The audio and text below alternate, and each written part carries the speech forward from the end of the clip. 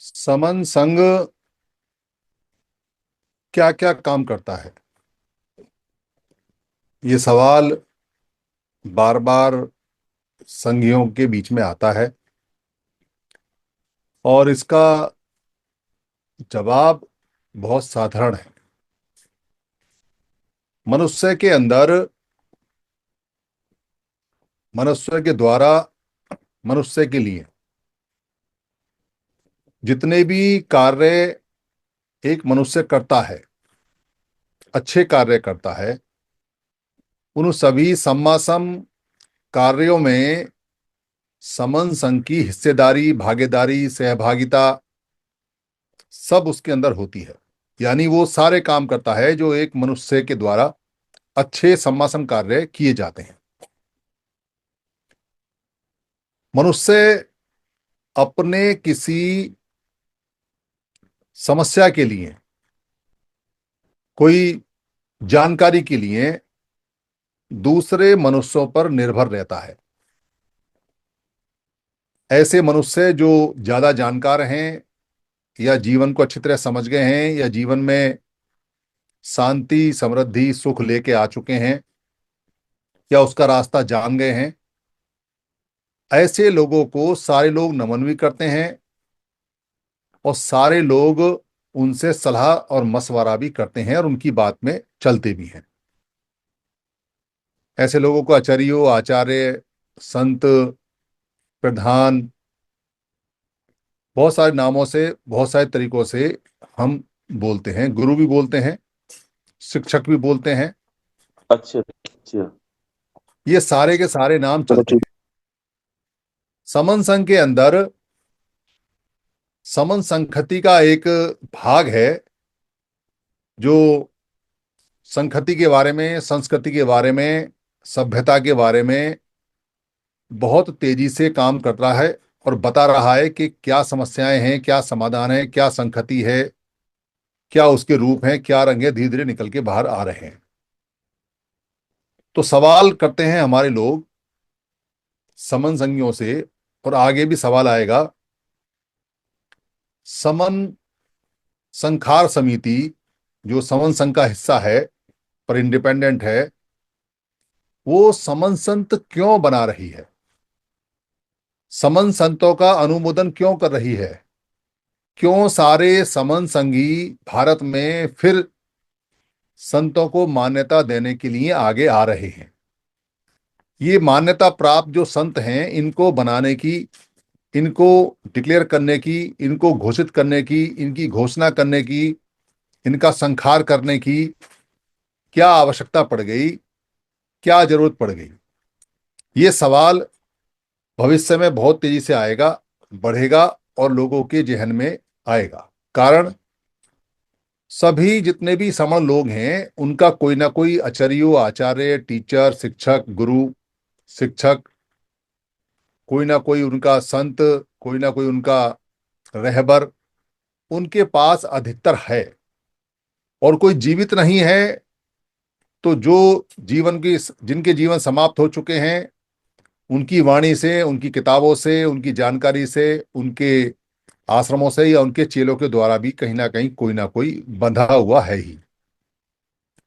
तो फिर ये समन संतों की परंपरा दोबारा से क्यों और किस लिए आवश्यकता है, ये सवाल पूछेगा।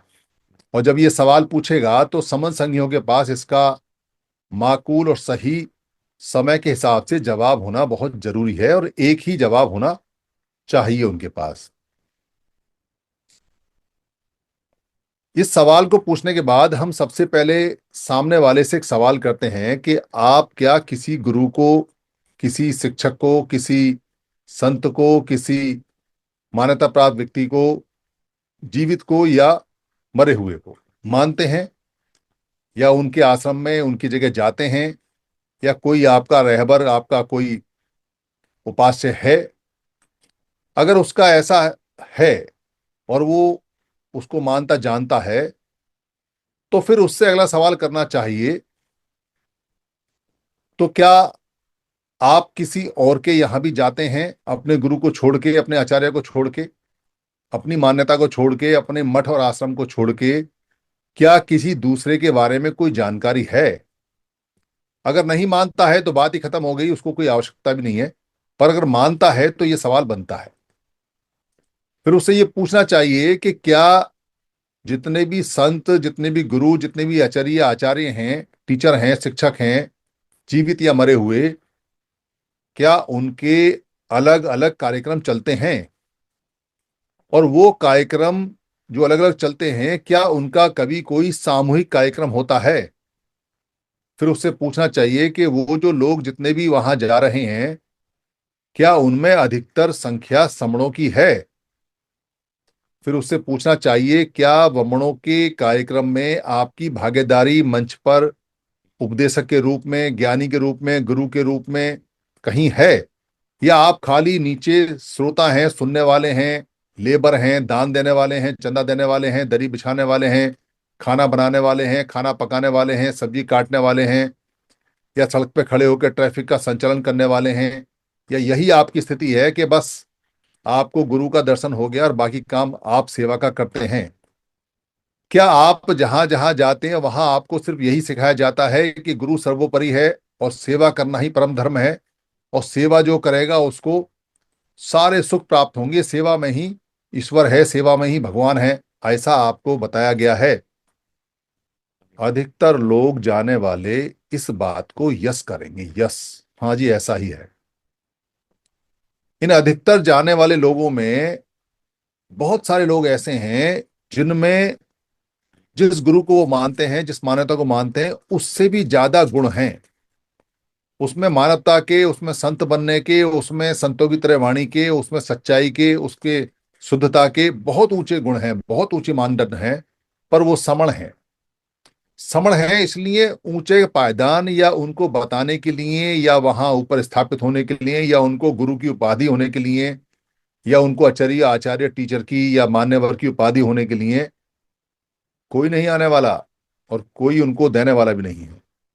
अधिकतर जो समण है वो सिर्फ पैरों को छूने के लिए, पैरों में बैठने के लिए, सेवादार सेवा करने के लिए, खाना पकाने के लिए, सब्जी काटने के लिए, झाड़ू लगाने के लिए, दरी लगाने के लिए, टेंट लगाने के लिए, गुरु जी के आगे पीछे जय जयकार करने के लिए, झूठन छूटन खाने के लिए, यही काम के हैं।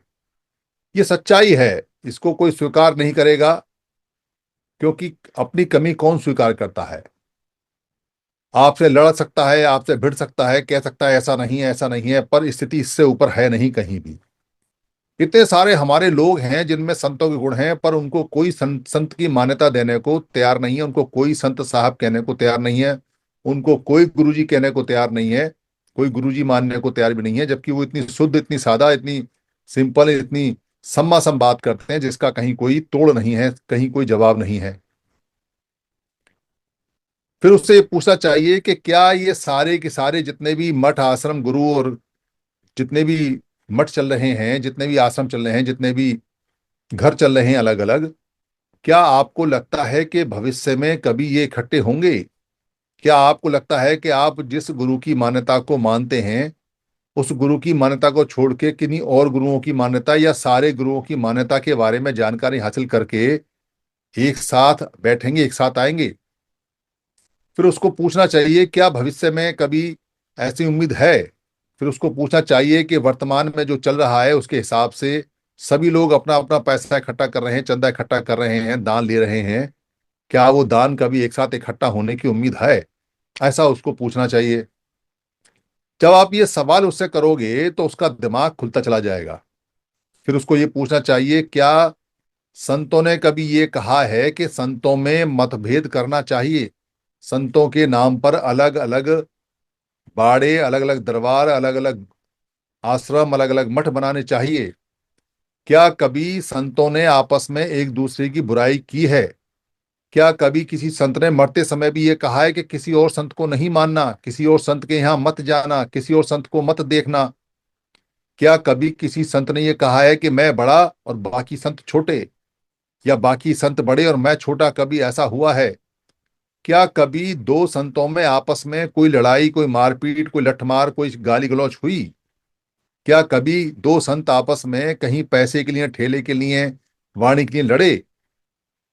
आप ये सवाल जब करोगे तो उसका बुद्धि खुलेगी, उसका दिमाग खुलेगा, अगर होगा तो।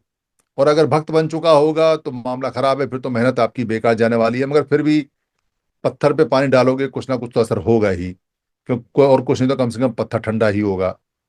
कोशिश करते रहने चाहिए, कोशिश करते रहने चाहिए। फिर उसको ये पूछना चाहिए कि मुझे एक बात बताओ, क्या कहीं कोई ऐसा कार्यक्रम है जहां सारे संत एक साथ बैठ सकें, सारे संत एक साथ आ सकें, सारे संतों की जो वाणी है, जो एक ही वाणी है, वो एक साथ एक मंच पे आ सके? और क्या कोई संत ऐसा है जो सारे संतों में, सारे आश्रमों में, सारे मठों में आराम से जा सके, आराम से आ सके, उनकी बात सुन सके और अपनी बात कह सके? क्या कोई संत, ऐसी परंपरा हमारे पास है? यहां वो कहेगा ना, ऐसी कोई संत संत परंपरा नहीं है। जो संत यूनिवर्सल संत हो, वैश्विक संत हो, और जो सारे संतों के, सारे गुरुओं के, चाहे वो जीवित हैं चाहे मरे हुए हैं, उनके आश्रमों में, उनके मठों में उनसे बातचीत करने के लिए जा सके, उनसे हेलो हाय करने के लिए जा सके, उनसे नमस्कार करने के लिए जा सके, उनसे बातचीत करने के लिए जा सके, और उनको ये कहने के लिए जा सके कि सारे समणीय धम एक हैं, सारे समणीय संत एक हैं, हम सब एक हैं, हमारी वाणी एक है, हमारी बात एक है, हमारे लोग एक हैं, हमारे अनुयायी एक हैं, तो हम सबको एक हो जाना चाहिए। इससे लोगों का कल्याण होगा, लोग आपस में इकट्ठे हो जाएंगे तो टूटेंगे नहीं। इसलिए संत बनाने की आवश्यकता है। यहां आप उसको ये कहेंगे, बस इसीलिए समण धम के, समणीय धम के, समण धर्म के, श्रमण धम के जितने भी लोग हैं जो इस काबिल हैं कि उनको समन संघ और समन संगी लोग मान्यता दे सकें कि ये संत हैं, और उनके व्यवहार, उनके चाल चलन उनको सिद्ध करे कि वो संत हैं, वो शांत हैं और वो बहुत अच्छे तरीके से अपना काम कर रहे हैं, तो वो कहीं भी आ सकते हैं, कहीं भी जा सकते हैं, कैसी भी वेशभूषा पहन सकते हैं।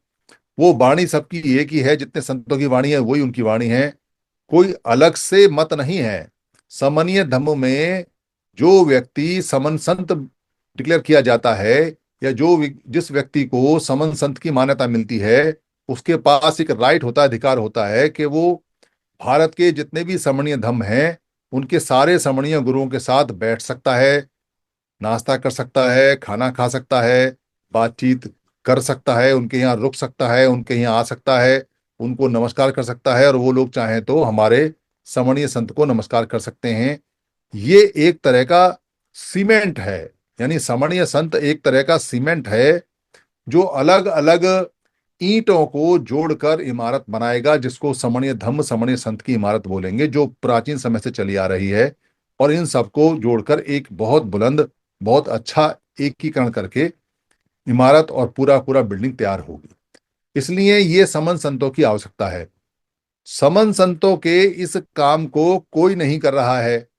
जो खोल रहा है अपना दरबार खोल रहा है, जो खोल रहा है अपना मठ खोल रहा है, जो कर रहा है वो बाबा साहब के नाम पे और बुद्ध के नाम पे अलग अलग मठ बना रहा है, अलग अलग चंदे की पर्ची काट रहा है, कबीर साहब के नाम पे अलग अलग मठ बना रहा है, गुरु रविदास जी के नाम पे अलग अलग मठ और अलग अलग समितियां बना रहा है, वाल्मीकि जी के नाम पे अलग अलग काम हो रहे हैं। ये संतों के नाम पे जो अलग अलग काम हो रहे हैं, और ये कभी एक साथ बैठते नहीं, एक साथ कभी इकट्ठे नहीं होते हैं, इससे हमारा सबसे बड़ा नुकसान हो रहा है, और आगे भविष्य में इससे बहुत बड़ा नुकसान होगा। कारण क्या है कि आप लाख समर संघ समझाओ किसी व्यक्ति को, वो समर संघ समझ लेगा। उसको समझाओ कि भाई संवैधानिक अधिकार हमें तब मिलेगा जब हम सारे इकट्ठे होंगे, वो समझ लेगा।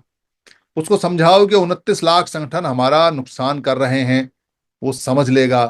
पर उसको अगर ये समझाओगे आप कि भाई तुम्हारे गुरु भी तुमको अलग कर रहे हैं, और गुरु गुरु अलग अलग हो रहे हैं, तो चेले चेले भी अलग हो रहे हैं, तो वो नाराज हो जाएगा। वो कहेगा हमारे गुरु को ऐसा कह दिया। क्योंकि गुरु के साथ जो जुड़ा हुआ होता है व्यक्ति, वो दिमाग से नहीं जुड़ा होता, वो दिल से जुड़ा होता है। और दिल में जब पिन लगती है तो फिर दिमाग काम नहीं करता, फिर कहता है यार ये समन संघ वाले ना हमारे गुरु को ऐसा बोल दिए, हमको ये कह दिया कि ये गुरु भी अलग अलग हैं, और हमको ये कह दिया कि ये गुरु तो जो रहते हैं इनके अलग अलग डेरे बने हुए, मठ बने हुए हैं। यार सारी बात तो उनकी ठीक है, पर हमारे गुरु पे उंगली नहीं उठानी चाहिए थी। ये जो दिल से सोचने वाले लोग हैं, जिनके दिमाग काम नहीं करते गुरु के चक्कर में, भक्ति के चक्कर में, अपने किसी उपास्य के चक्कर में, उनको समझाना बहुत टेढ़ी खीर है, बहुत टेढ़ी खीर है। आप हर पागल को समझा सकते हो, पर जो किसी गुरु के चक्कर में पड़ जाए उसको समझाना बड़ा मुश्किल है। पता नहीं कैसा घोल के दिमाग पर में डाल देते हैं कि उसको बात वहां तक पहुंचती नहीं, समझ नहीं आती। तो क्या करना है? तो इसका एक ही तरीका है, पत्थर का जवाब पत्थर, ईंट का जवाब ईंट, लोहे का जो लोहा है वो लोहे से कटता है, और कोई तरीका नहीं है। आपके जो समन संत हैं, जब आपके समन संत की मान्यता होगी और आप खुद समन संत के आगे हाथ जोड़ के खड़े होगे, तो सामने वाला व्यक्ति कहेगा, अरे जब सारे लोग इसको संत मानते हैं, मेरे वाले बाबा को तो कहीं कोई डिक्लेरेशन हुई नहीं, मेरे वाले गुरु को तो कहीं मान्यता प्राप्त हुई नहीं। ये देखो, मान्यता प्राप्त संत है और फिर भी साधारण आदमी की तरह बात कर रहा है। तो वो जो भक्ति वाला पार्ट है, जो दिल से काम करता है, वो इधर भी मुड़ेगा। फिर वो दिमाग को खोलना शुरू करेगा। ये चाबी है, ये समन संत जो है ये चाबी है ऐसे लोगों के दिल को खोल के दिमाग तक पहुंचने की।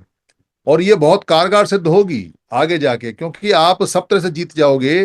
पर ये जो करोड़ों लोग हैं जो गुरुओं के फेरे में पड़े हुए हैं, गुरुओं के डेरे में पड़े हुए हैं, और आधी रोटी खा के पूरे दिन गुरु की सेवा करते हैं, और पैसा भी देते हैं, और अपने बच्चों को भी ले जाते हैं, अपनी महिलाओं को भी ले जाते हैं। जैसे ये भक्त होते हैं वैसे इनकी महिलाएं, इनके बच्चे भी भक्त हो जाते हैं। बस बाबा जी हमारे तो, बस बाबा जी हमारे तो, और बाबा जी को ना पता कुछ भी दुनिया में कैसे अधिकार मिलेंगे कैसे नहीं मिलेंगे। बाबा जी का काम चल रहा है, इसलिए बाबा जी किसी भी हालत में किसी भी भक्त को छोड़ने को तैयार नहीं है। क्योंकि भक्त एक तरह से इंडस्ट्री है। अगर ग्राहक चले गए, लोग चले गए, तो इंडस्ट्री फेल हो जाएगी, दुकान फिर फेल हो जाएगी। इसलिए इस तोड़ के लिए हमें अपने सभी समन संतों की मान्यता को बढ़ाना है, उनके आगे ऐसे करके हाथ जोड़ने हैं, उनको मान्यता प्राप्त, उनकी मान्यता बढ़ानी है, उनके कार्यक्रम लगवाने हैं। और जो लोग संत के लायक हैं, जिनमें थोड़ा भी संत का गुण है, उनको मोटिवेट करना है कि आप संत बनिए। गृहस्थ संत बनना है, कोई घर नहीं छोड़ना है, कोई कपड़े नहीं बदलने हैं। और जब वो संत बन जाएंगे तो संतों की संख्या ज्यादा हो जाएगी। और जैसे जैसे समण संतों की संख्या ज्यादा होगी, वैसे वैसे समण संतों के जो भक्त लोग हैं, वो धीरे धीरे समण संघ को समझना शुरू करेंगे। इससे समण संघ का जो एक्सपोनेंशियल ग्रोथ होगा और हम बहुत तेजी से कामयाब होंगे। ये सवाल का जवाब उनको देना चाहिए। मेरी वाणी से अगर कहीं किसी को कोई क्षति हुई हो, तो मैं समन संघ से हाथ जोड़ के माफी चाहता हूँ। संघ मुझे माफ करे, संघ मुझे माफ करे, संघ मुझे माफ करे। संघं नमामि, संघं नमामि, संघं नमामि। संतों को वंदन।